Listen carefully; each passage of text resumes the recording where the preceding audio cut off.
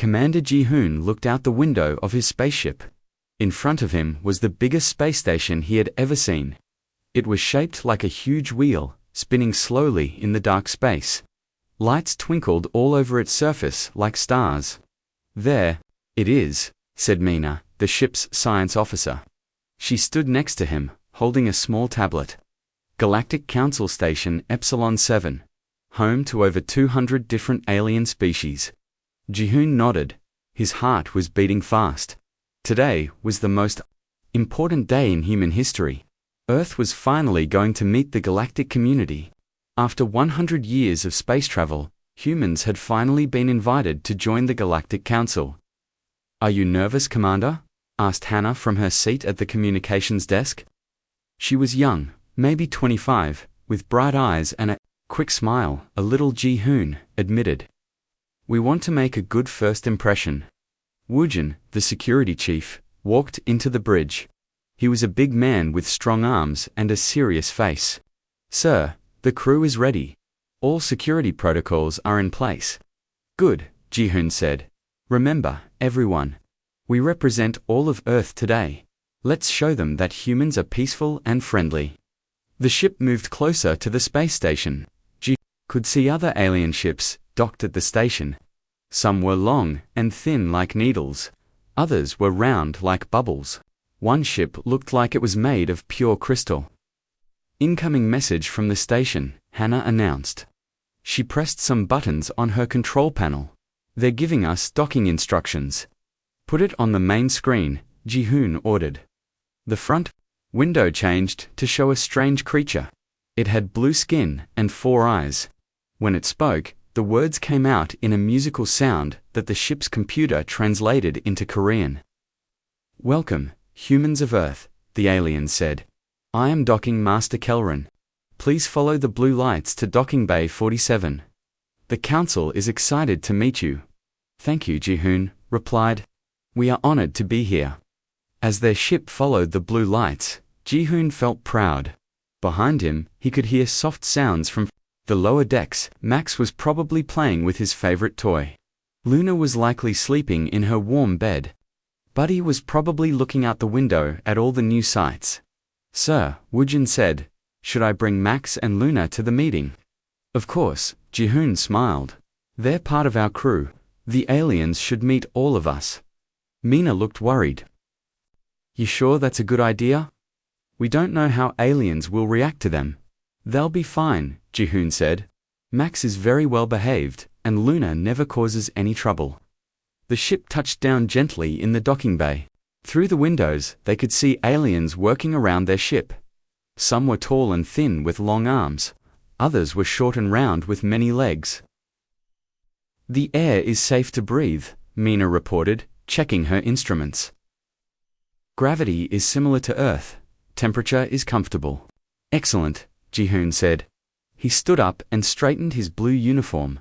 "Let's make history." The crew gathered at the ship's main exit. Woojin carried a special bag with Max inside. The bag had windows so Max could see out. Luna walked beside Mina on a colorful leash.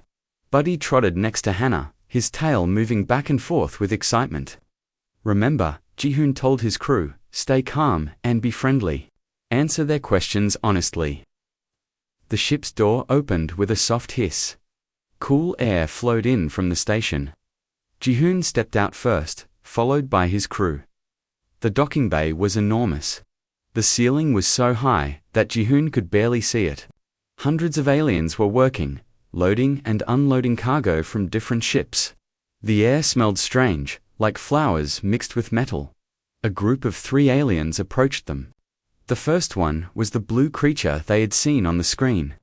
The second was tall and thin, made of what looked like living crystal. The third was the strangest of all. It seemed to be made of pure energy, glowing with soft light. "Welcome to Epsilon 7, said the blue alien Kelrin. "I hope your journey was comfortable." "Very comfortable, thank you," Ji-hoon replied. "I am Commander Ji-hoon, representing the planet Earth and all humanity." "Excellent," said the crystal alien. Its voice sounded like wind chimes. "I am Council Member Vextal. We have prepared a special welcome ceremony for your species, the energy being flickered brightly. And I am Elder Nethrim. The council is most curious about your kind. As they talked, Ji-hoon noticed that more and more aliens were gathering around them. Some watched from a distance. Others came closer, pointing and whispering in their strange languages. These are my crew members, Ji-hoon said proudly. Science Officer Mina, Communications Officer Hannah, and Security Chief Woojin. The aliens nodded politely. Then Woojin opened the bag he was carrying. Out popped a small furry head with bright brown eyes and a pink tongue. And this is Max, Ji-hoon said with a smile. Suddenly, everything changed. The crystal alien Vextal made a sound like breaking glass. The energy, being Nethrim, flashed red and moved backward quickly. All around the docking bay, aliens began to scream and run. Predator, someone shouted. Classer, Apex Predator. Alarms began to blare throughout the station. Red lights flashed everywhere. The peaceful docking bay became chaos as aliens ran in all directions. Ji-hoon looked around in confusion. What's happening? He asked. But the three alien representatives were already backing away, their faces full of terror. How did you capture it? Vextal asked, his crystal body shaking. How did you survive bringing that monster aboard your ship? Ji-hoon looked down at Max, who was wagging his tail and looking around with curious eyes. Monster, this is just Max, he's our friend. Elder Nethrim flickered in disbelief. That creature has destroyed entire worlds. It is death itself. More alarms joined the first ones. The station's voice system began speaking in dozens of languages. Emergency protocols activated. All personnel to safe zones. Repeat, Classer Predator detected. Ji-hoon's crew looked at each other in shock. Mina held Luna closer to her chest. Hannah knelt down to pet Buddy, who seemed confused by all the noise. I don't understand, Ji-hoon said to the alien representatives. These are our companions. They're harmless. Harmless. Kelleran's 4 eyes grew wide. You brought 3 of the galaxy's most deadly killers to our station and call them harmless. Security forces began arriving, dozens of armed aliens in protective armor. They pointed their weapons at the humans but seemed afraid to get too close. Stand down, shouted the security commander, a large reptilian creature. Humans. Control your beasts immediately, or we will be forced to take action. Ji-hoon raised his hands peacefully. Please, there's been a misunderstanding. These aren't weapons. They're our friends, our family. The security commander laughed, but it was not a happy sound. Family. You claim to have family bonds with apex predators. This is impossible. Sir Woojin whispered to Ji-hoon, I think we have a problem. Ji-hoon nodded, still confused, but beginning to understand that somehow, Max, Luna, and Buddy were not seen as harmless pets by these aliens. They were seen as monsters. The security commander spoke into his communicator, alert. The Galactic Council. The humans have arrived, and they've brought the nightmare species with them. They claim to control them through some unknown method. As armed aliens surrounded them and frightened civilians ran for safety, Ji-hoon realized that humanity's first contact with the galaxy was not going as planned. Somehow, his beloved crew members, a friendly dog, a calm cat, and a loyal companion, were the most feared creatures in the entire galaxy, and nobody believed they were just pets. The meeting room was cold and quiet. Commander Ji-hoon sat at a metal table with his hands folded. Across from him were 5 alien representatives from the Galactic Council. They all looked very serious and a little scared. Commander Ji said Council Leader Zephan, a tall alien with purple skin and no hair. We need to understand something very important.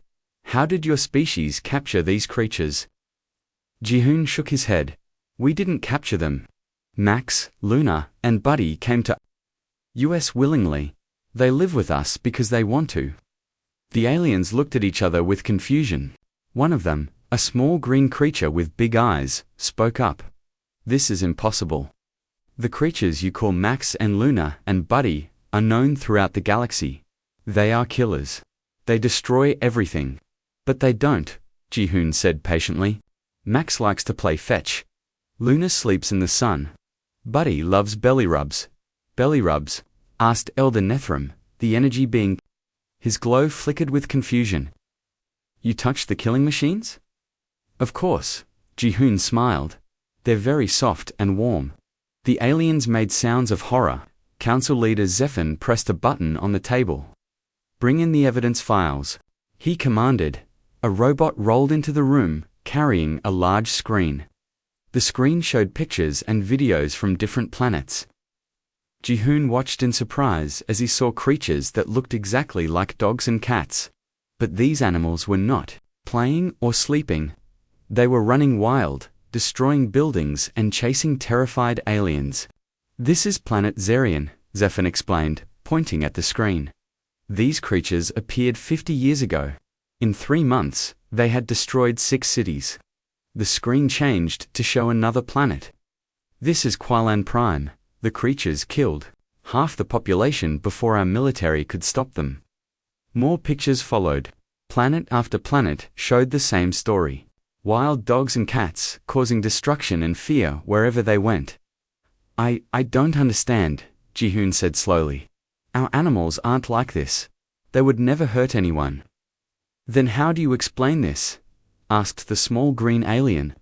The screen showed a new video. It was from a security camera on a space station. A pack of dogs had somehow gotten aboard. They were running through the halls while aliens screamed and ran away. Ji-hoon watched the video carefully.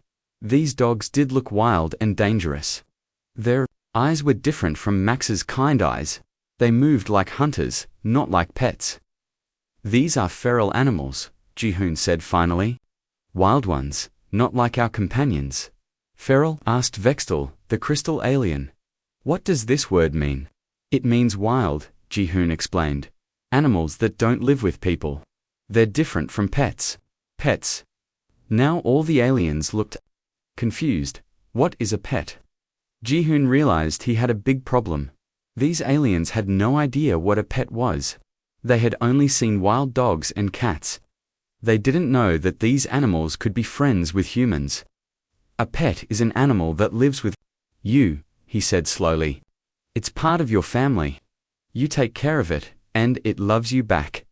The aliens stared at him like he was crazy. You're saying, Zephyr said carefully, that you keep the galaxy's most dangerous predators in your homes. On purpose. Yes, Ji-hoon nodded. Humans have lived with dogs and cats for thousands of years. They protect us. They comfort us. They make us happy. Protect you. The small green alien laughed, but it was not a nice laugh. Commander, I think you don't understand. Let me show you what your pets really are. The screen changed again. This time it showed scientific data about dogs and cats. Numbers and charts filled the display. The creatures you call dogs, the alien continued, have jaws that can crush bone. Their teeth can tear through metal. They can run faster than most vehicles. They work in groups to hunt prey much larger than themselves. And the ones you call cats, added another alien, are even worse. They are perfect killing machines. They can see in complete darkness. They move without making any sound. Their claws can cut through armor. They kill for pleasure, not just for food. Ji-hoon listened to all this information. It was true, he realized. Dogs and cats were predators. They did have sharp teeth and claws. They were hunters by nature. But that doesn't matter, he said.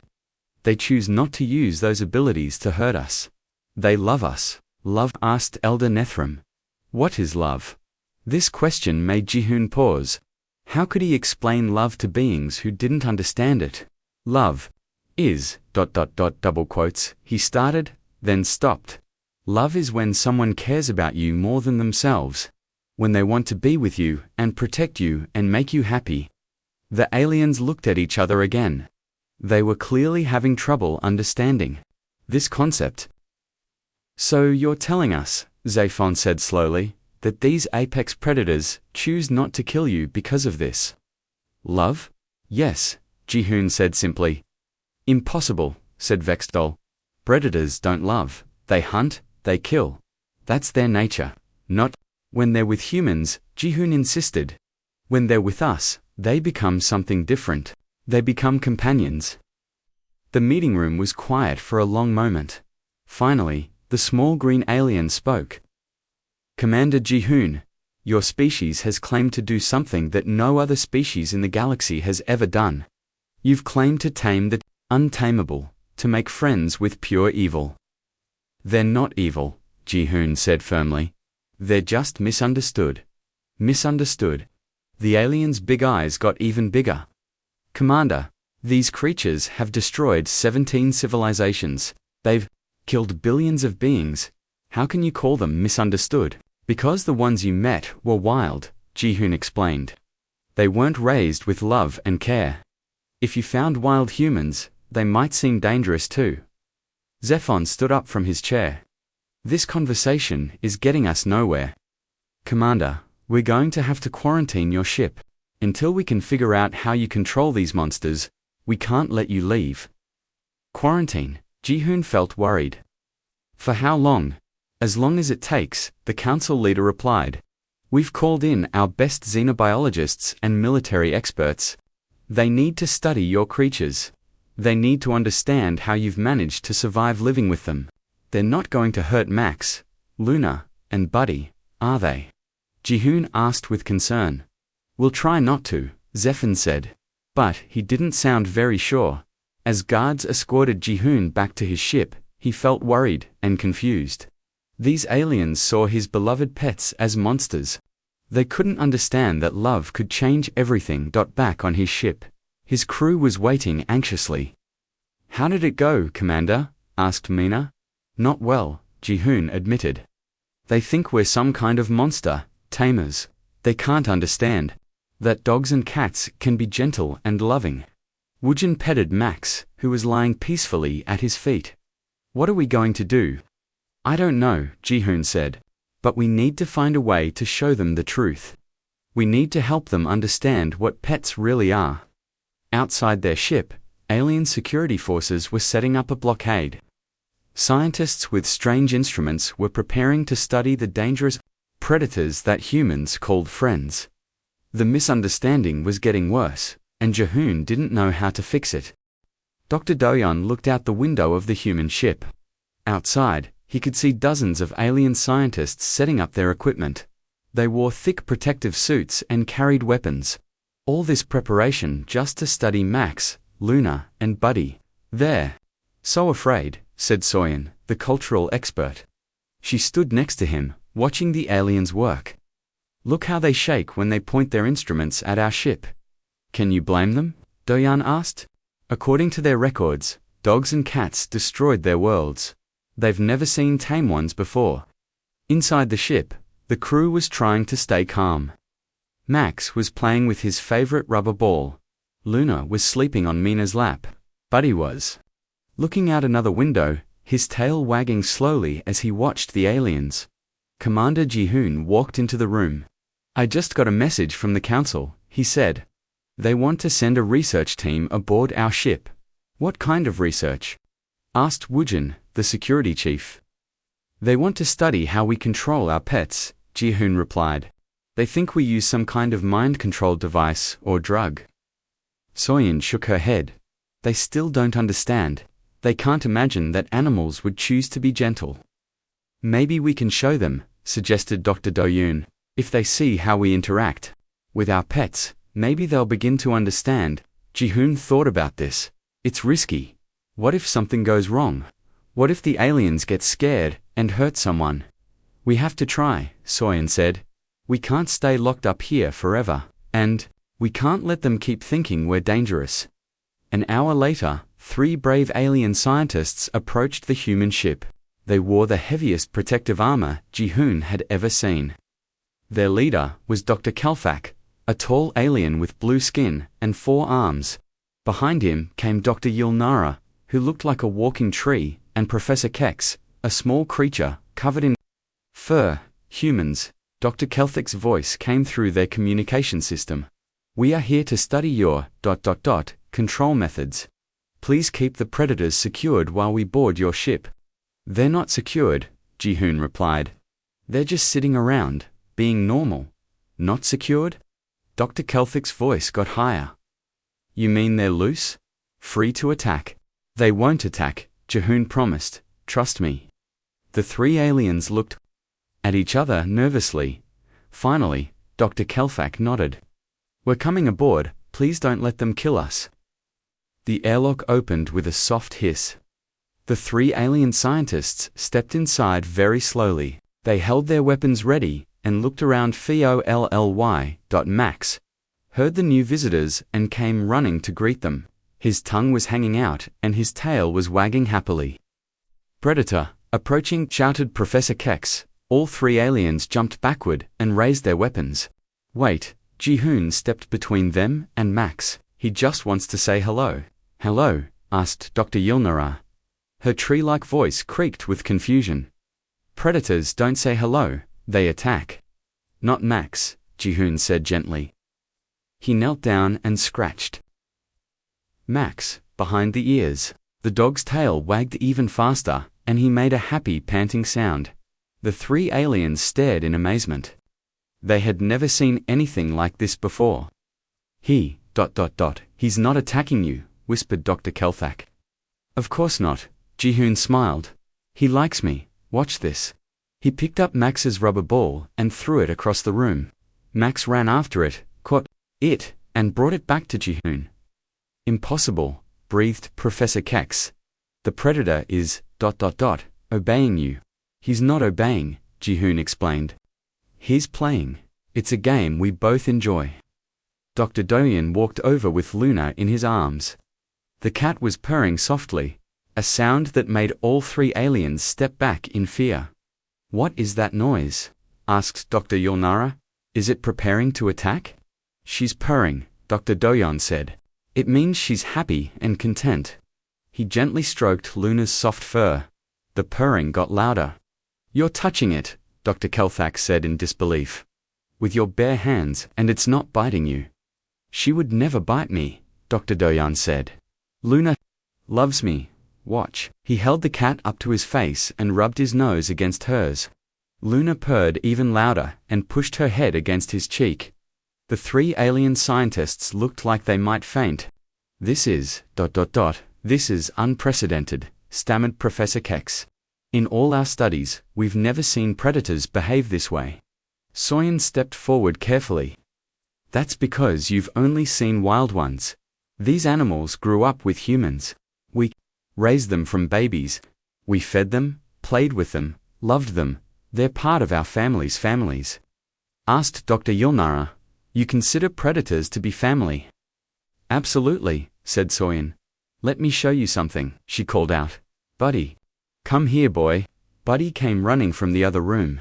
When he saw the three aliens, he stopped and tilted his head curiously. He wasn't afraid or aggressive. He was just interested in these strange new visitors.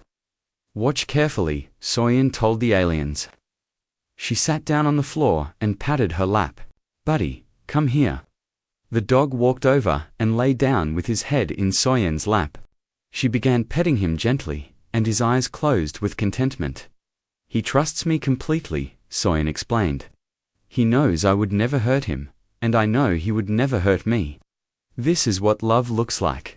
Dr. Kelthak was taking notes as fast as he could, with all four arms. Love, he repeated. You mentioned this word before. Can you explain it better? Love is caring about someone more than yourself, Soyen said, still petting Buddy. When you love someone, you want them to be happy and safe. You protect them, and they protect you. And these predators feel this love? Asked Professor Kex. Yes, Soyen nodded. They love us as much as we love them. Watch. She gently pushed Buddy away and pretended to be sad. She made crying sounds and covered her face with her hands. Immediately, Buddy got up and came back to her.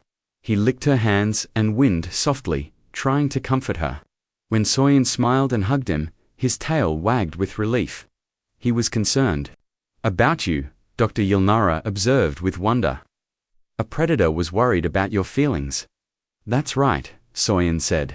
He cares about me. If I'm sad, he wants to make me feel better. If I'm in danger, he would protect me. Dr. Kelthak lowered his weapon completely. This changes everything we thought we knew about these creatures. Maybe it changes what you know about all creatures, suggested Dr. Doyen. Maybe the animals you think are dangerous just need understanding and kindness. The three alien scientists spent the next hour watching the humans interact with their pets. They saw Mina brush Luna's fur while the cat purred contentedly. They watched Wujin teach Max new tricks, rewarding him with treats and praise. They observed Hannah playing with Buddy, laughing as he chased a feather toy. I need to report this to the council immediately, Dr. Kelthak said finally. This discovery could change how we interact with hundreds of species across the galaxy. What will you tell them? Asked Commander Ji-hoon. The truth, Dr. Kelthak replied. That humans have accomplished something no other species has ever done. You've turned killers into companions through something called love. As the alien scientists prepared to leave, Professor Kex asked one more question. How do you do it? How do you make predators love you? Soyin smiled. You don't make them love you. You just love them first, and they love you back. It's the most natural thing in the universe. The three aliens left the ship with their minds full of new ideas. Behind them, Max, Luna, and Buddy settled down for their afternoon nap, completely unaware that they had just changed the course of galactic history. But outside the ship, not all the aliens were convinced. Some still believed the humans were dangerous. Some thought this was all a trick. The real test was yet to come. Captain Kyung stood in the main hall of the Galactic Council station. Around her were hundreds of aliens from across the galaxy. They had all come to see something impossible. Humans living peacefully with the most feared creatures in the universe. Are you ready for this? Asked Yunji, the ship's engineer. She was nervous but excited. Today, they would show the entire Galactic Council the truth about dogs and cats. As ready as we can be, Captain Kyung replied. She looked at her crew. Commander Ji-hoon stood with Max at his side. Dr. Doyon held Luna in his arms. Soyun had Buddy on a leash, but it was just for show. Buddy would never run away from her. The Great Hall was silent. Thousands of alien eyes watched them with fear and curiosity. At the front of the hall sat the 12 council leaders, the most powerful beings in the galaxy. Council leader Zephyr stood up. His purple skin looked pale with worry. Humans of Earth, he announced, you have claimed that the nightmare creatures, known throughout our galaxy as apex predators, are your friends. Today, you will prove this claim or face the consequences. What consequences? Asked Captain Kyung. If we decide you are lying, Zephyr replied. If we think you are using these monsters as weapons, then humanity will be banned from the galaxy forever. The hall was so quiet you could hear the air moving through the ventilation systems. Captain Kyung felt the weight of her entire species on her shoulders. We understand, she said firmly. We're ready to show you the truth. Begin, Zephyr commanded. Captain Kyung walked to the center of the hall. Max trotted beside her, his tongue hanging out happily. He looked around at all the aliens with curious eyes, not understanding why everyone seemed so scared. This is Max, Captain Kyung announced. Her voice carried clearly through the hall's speakers. He is a dog. According to your records, dogs are killing machines that have destroyed worlds. Murmurs of fear rippled through the crowd. Some aliens moved back in their seats. But watch, Captain Kyung continued. She knelt down and called to Max. Max, sit. Max immediately sat down, his tail wagging on the floor. Stay, Captain Kyung said. She walked across the hall, far from Max. The dog didn't move, even though he could have easily caught her. Max, come, she called. Max ran to her immediately, but he didn't attack. Instead, he sat down in front of her and looked up with loving eyes. The aliens gasped in amazement. Now watch this, Captain Kyung said. She lay down on the floor and closed her eyes, pretending to sleep. Max looked at her for a moment, then lay down beside her. He put his head on her stomach and closed his eyes too, protecting her while she rested. Impossible, whispered Council Member Vextel, the crystal alien. A predator is guarding a sleeping human. Captain Kyung opened her eyes and sat up. Max's tail wagged as she petted him. This is what dogs do, she explained. They protect the people they love. They don't see us as prey or masters. They see us as family. Dr. Doyon stepped forward with Luna. The cat was calm in his arms, purring softly. This is Luna, he said. She is a cat. Your records say cats are silent killers that hunt for pleasure. He set Luna down on the floor. Many aliens leaned forward nervously, expecting her to attack. Instead, Luna stretched lazily and began cleaning her paw with her tongue. Cats are independent, Dr. Doyon explained. They don't obey commands like dogs do, but they still love us. He called softly, Luna, come here, girl. Luna looked at him, then walked over slowly. She rubbed against his legs and purred louder. She comes to me because she wants to, Dr. Doyon said. Not because she has to. He picked up Luna and held her close to his face. The cat touched her nose to his and purred even louder. A predator is showing affection, asked Elder Nethram, his energy form flickering with confusion. That's right, Dr. Doyon smiled. She loves me, and I love her. Now Soyin came forward with Buddy. The dog was excited by all the attention and new smells. This is Buddy, Soyin said. I want to show you something special. She looked at the council leaders. May I have a volunteer? Someone who is not afraid. The aliens looked at each other nervously. Finally, a small alien with green skin raised his hand. I will try, he said, in a shaky voice. The green alien walked down to the center of the hall very slowly. His name was Ziltok, and he was a junior council member. Don't worry, Soyin told him. Buddy is very gentle. Hold out your hand like this. She showed Ziltok how to hold his hand flat. Ziltok's hand was shaking as he held it out. Buddy walked over and sniffed it carefully. Then, to everyone's amazement, Buddy licked Ziltok's hand gently. Ziltok jumped back, expecting pain, but there was none. It didn't hurt, he said with wonder. Of course not, Soyin laughed. He was saying hello. That's how dogs greet new friends. Friends, Ziltok looked at his hand where Buddy had licked it. It considers me a friend. If you're kind to him, yes. Soyin nodded. Slowly. Carefully, Ziltok reached out and touched Buddy's head. Buddy's tail wagged, and he pressed against Ziltok's hand for more petting.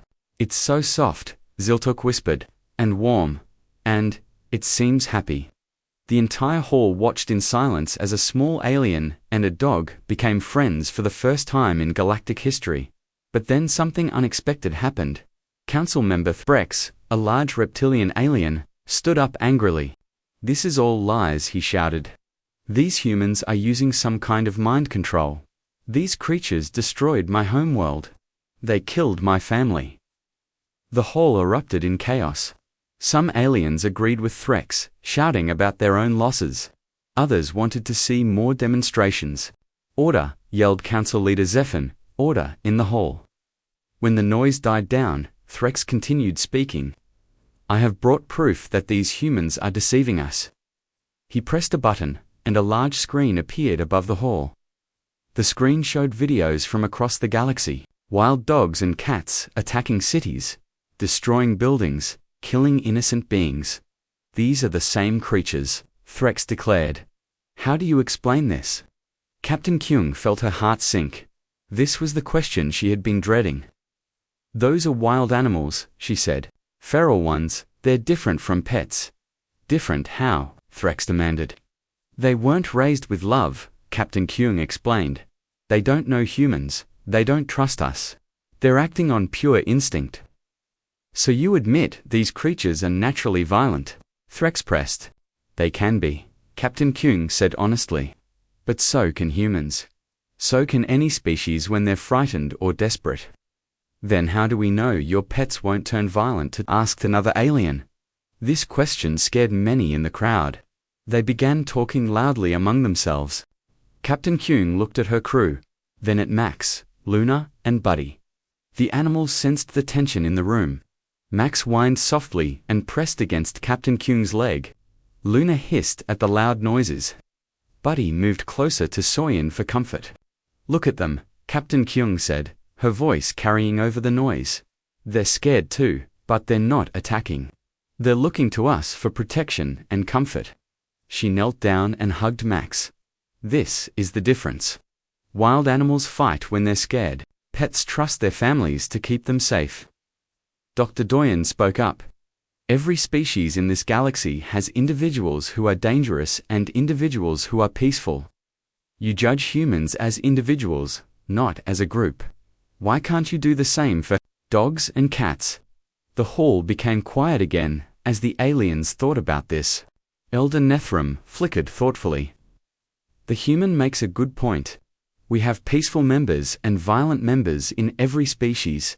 But these creatures are different, Thrax insisted. They're pure predators.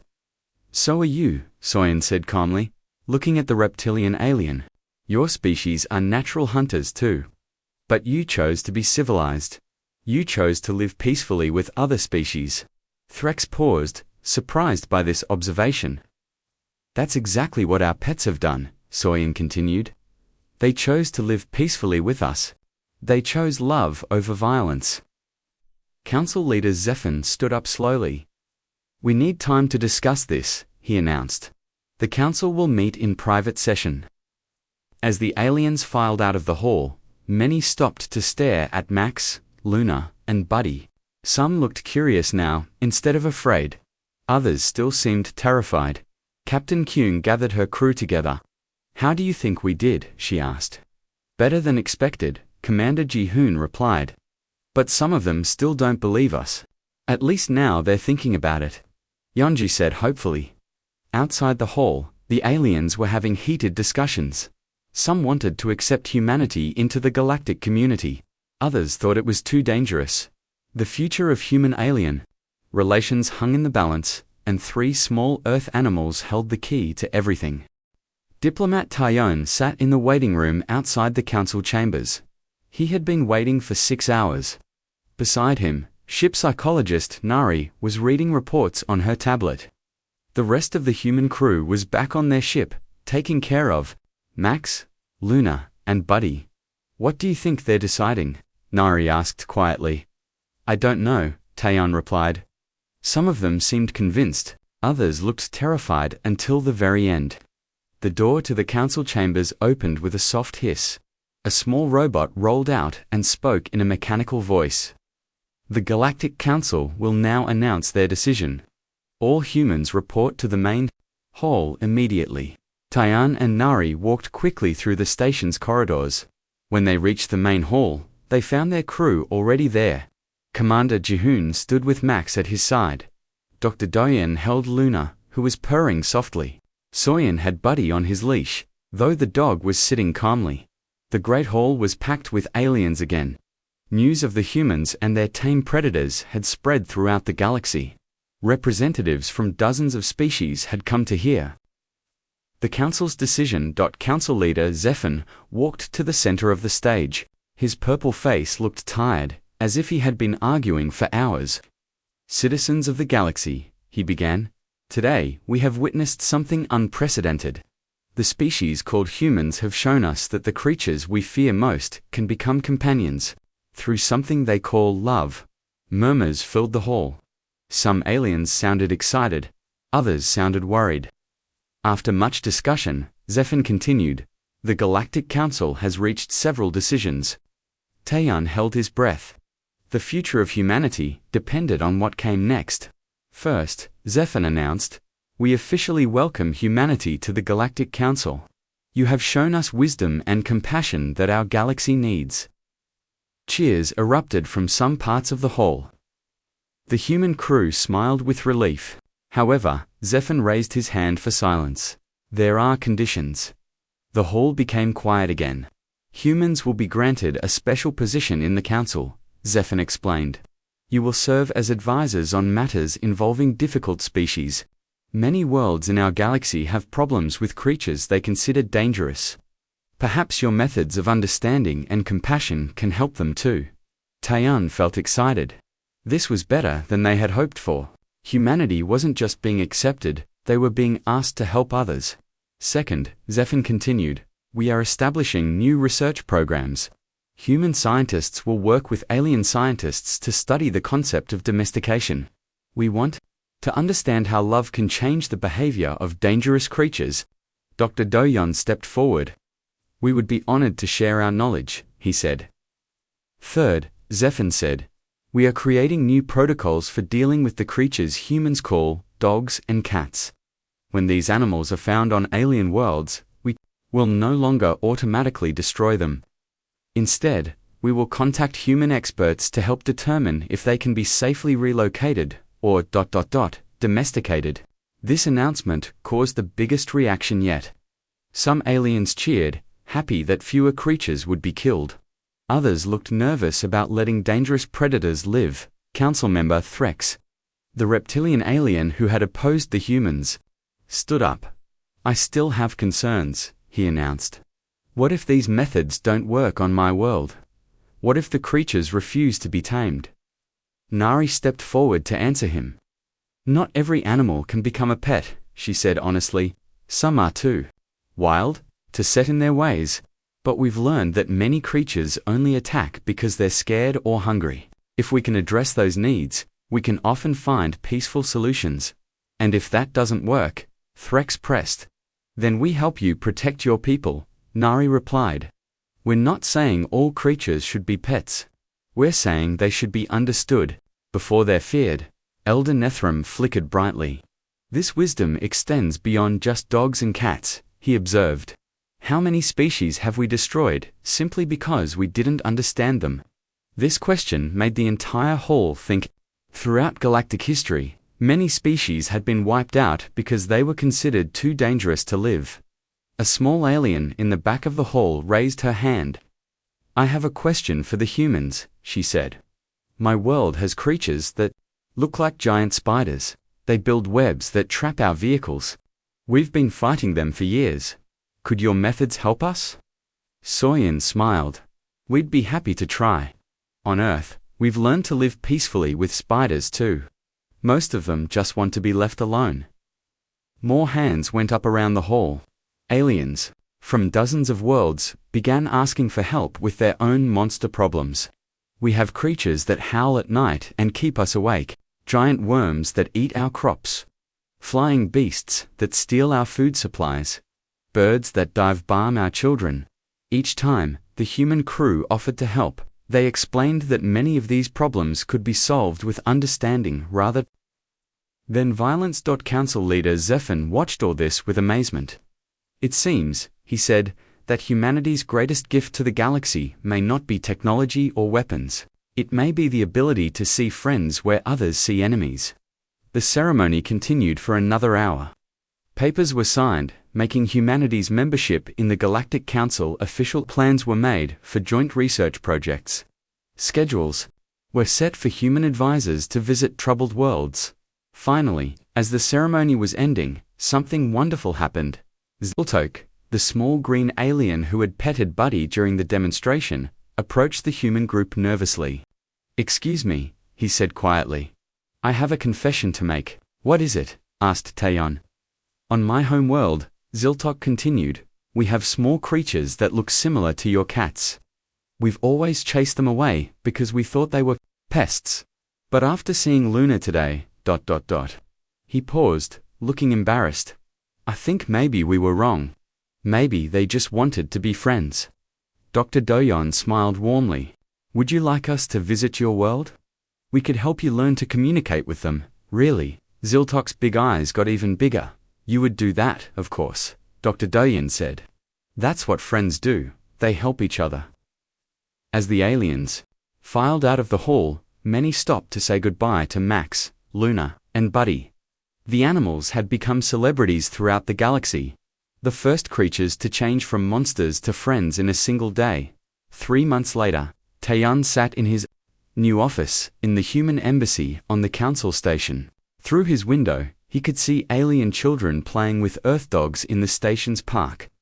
Some of the children were from species that had feared dogs just months before. His desk was covered with requests for help. Dozens of worlds wanted human advisors to help them understand their local creatures. The galaxy was beginning to realize that many of their monsters were just misunderstood animals. A soft knock came at his door. "Come in," Taeyeon called. Nari entered, carrying a small furry creature that looked like a cross between a cat and a squirrel. "Look what arrived from the Zephyrian system," she said with a smile. "They're sending us their dangerous pests to study. They want to know if these can become pets too." The creature in her arms purred softly and looked around with curious eyes, just like Luna had on that first day. "What do you think?" Nari asked. Taeyeon reached out and gently petted the creature's soft fur. It purred louder and nuzzled his hand. "I think," he said with a smile, "this is just the beginning."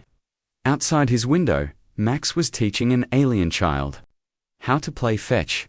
Luna was napping in a sunny spot while several young aliens watched her sleep peacefully. Buddy was getting belly rubs from a group of adult aliens who had overcome their fear. The galaxy had learned an important lesson. Sometimes, the most dangerous-looking creatures just need someone to show them love first, and humanity had found their place in the galaxy not as conquerors or warriors, but as teachers of compassion and understanding. The revolution had begun with 3 simple pets, and it would change the universe forever.